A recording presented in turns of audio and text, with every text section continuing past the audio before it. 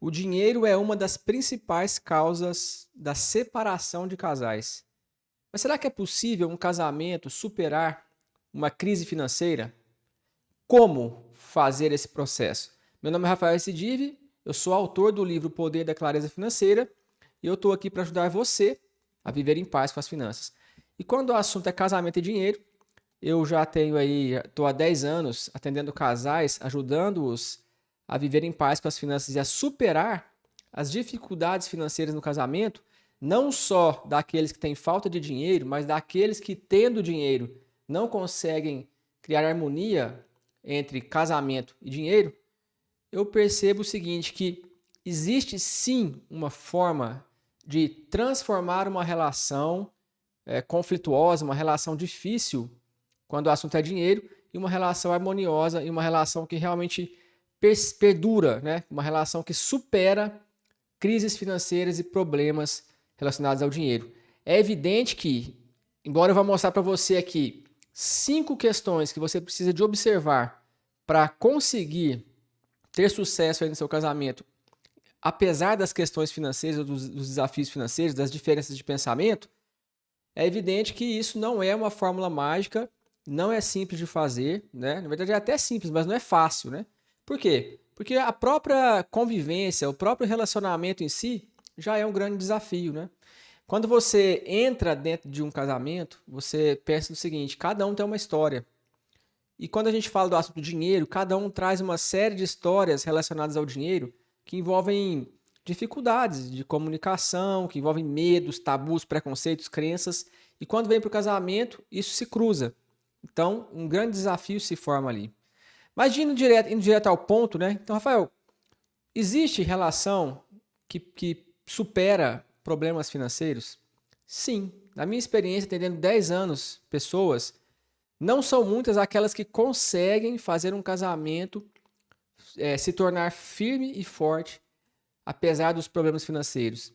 Mas o que faz aquelas pessoas, o que fazem as pessoas que conseguem ter esse tipo de resultado?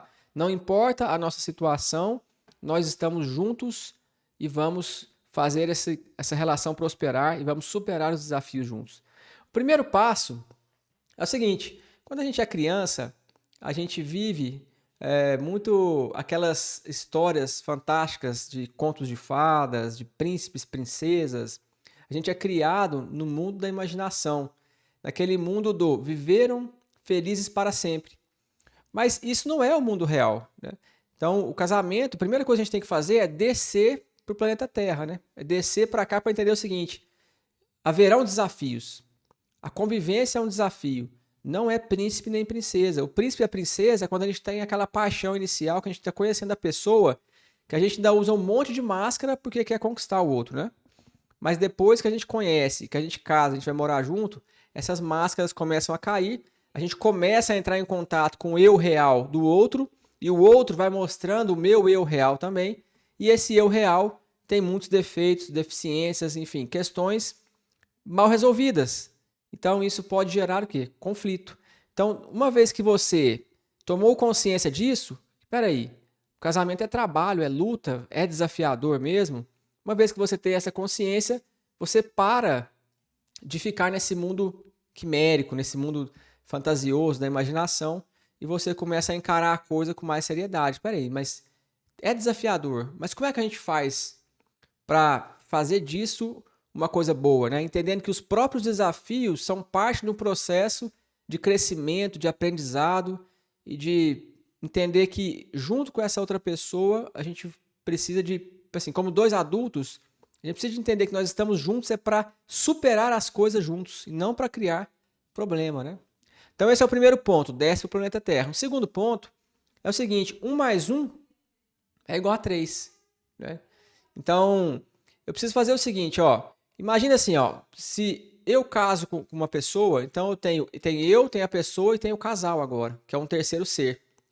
Mas para resolver um problema financeiro ou um problema que eu acho que é relacionado ao dinheiro no casamento, a primeira coisa que eu tenho que fazer é tirar o dinheiro. Imagina que não existisse dinheiro ou não existisse o problema financeiro. Qual é o problema? Qual é o real problema? Então, quando a gente tira o dinheiro de lado, a gente vai entender que o que falta são princípios, valores, compartilhamento de visão.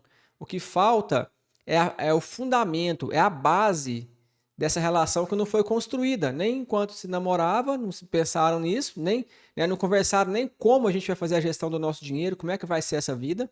E aí casou, continua não conversando, não tem comunicação, 1 ano, 2 anos, 5 anos, 10 anos, e a pessoa vai arrastando isso, deixando isso debaixo do tapete, até que ela descobre que se ela tirar o problema financeiro, acabou tudo, porque não tem mais relação.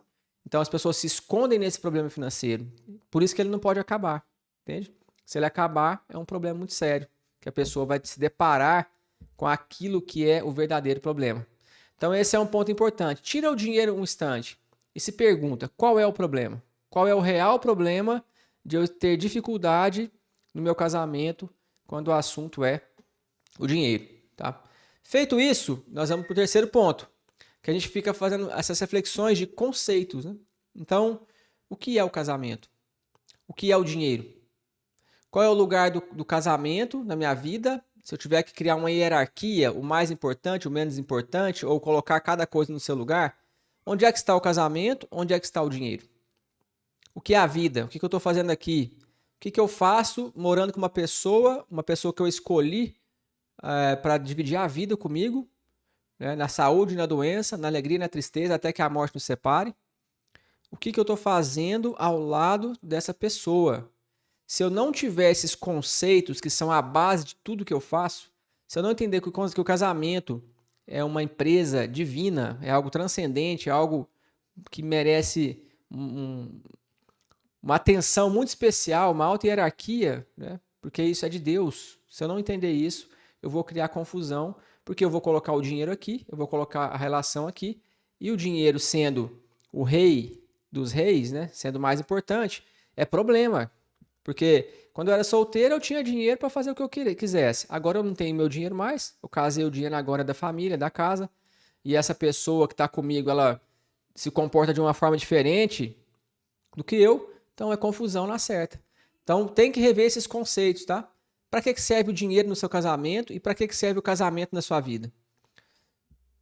Tendo consciência disso, né, entendendo que o casamento é realmente divino e que a gente está aqui para cooperar um com o outro, para superar as dificuldades, para crescer juntos, para fazer uma família, né, para ter filhos, que é a vontade de Deus, é a gente ter filhos. Se eu entendo isso daí, aqui eu já elimino muitos problemas, né? Se eu tenho o conceito correto das coisas, eu já elimino um monte de problema. Mas aí a gente pode refletir um pouco mais, porque mesmo as pessoas tendo, às vezes, uma certa consciência do que é o casamento, às vezes a pessoa é religiosa, assim, né? Tem essa base muito firme daquela religião que fala que o casamento é algo divino. Parece que entendeu isso, né? Pelo menos ouve falar e fica repetindo isso. É bom a gente refletir sobre quem está certo e quem está errado. Então esse é um outro ponto importante, né? E aí o que eu observo quando eu vou atender os casais aqui? Eu observo que o marido está certo, então ele fala, eu estou certo, né? A minha esposa é louca, ela comprou uma saia de R$1.000. E a esposa está certa. O louco é ele, que só gasta dinheiro com cerveja. Né? Olha o tanto de dinheiro que ele gastou com cerveja, esse cara é louco. Né? Então eu estou certo, ela está certa. E aí o que acontece? Duas razões se chocando. Eu tenho razão, ela tem razão. Como é que vai resolver isso? Não vai resolver desse jeito. Ó, é confusão na certa.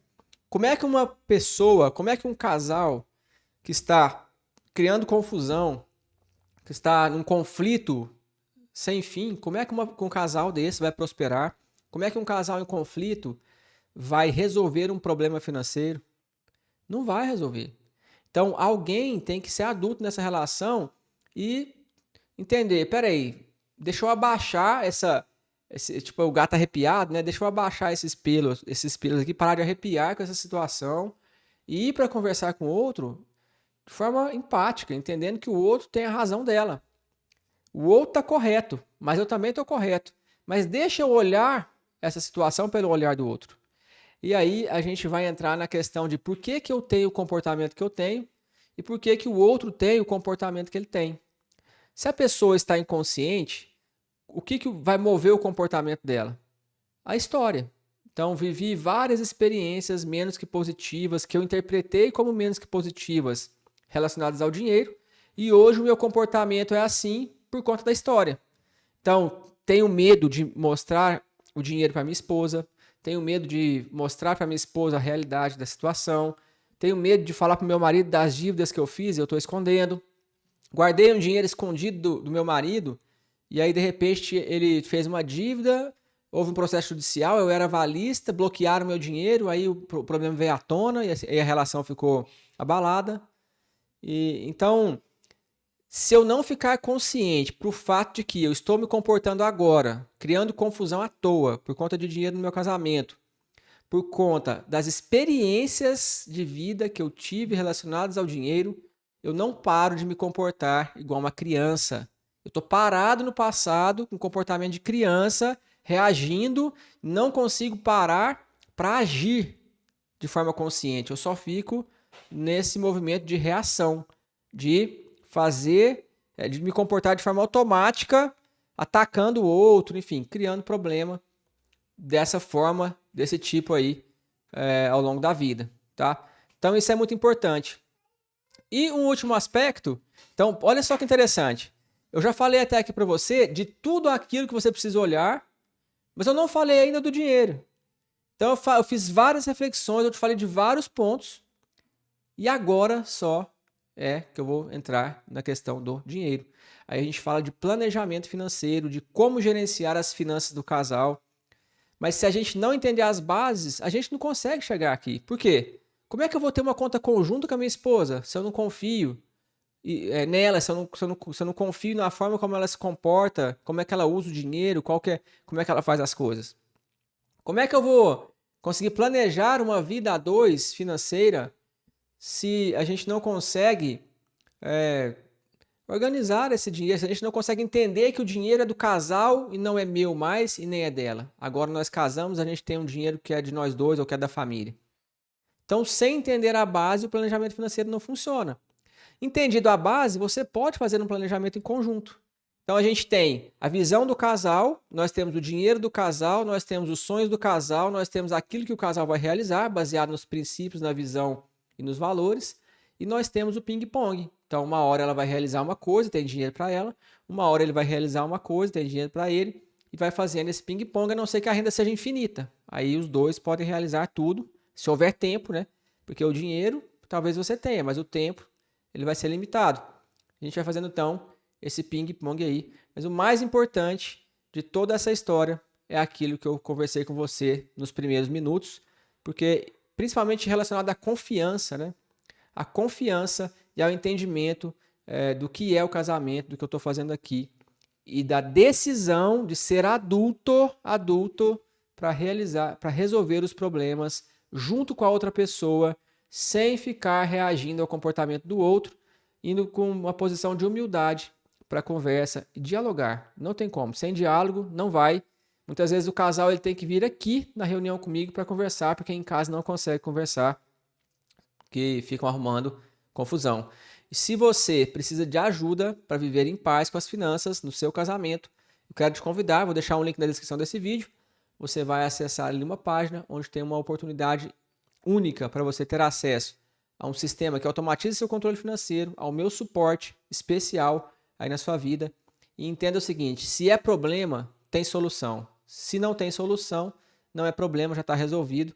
Então vem para cá que eu vou te ajudar agora a viver em paz com as finanças, com o dinheiro que você já tem. Bora prosperar, eu estou junto com você. Eu espero falar com você em breve.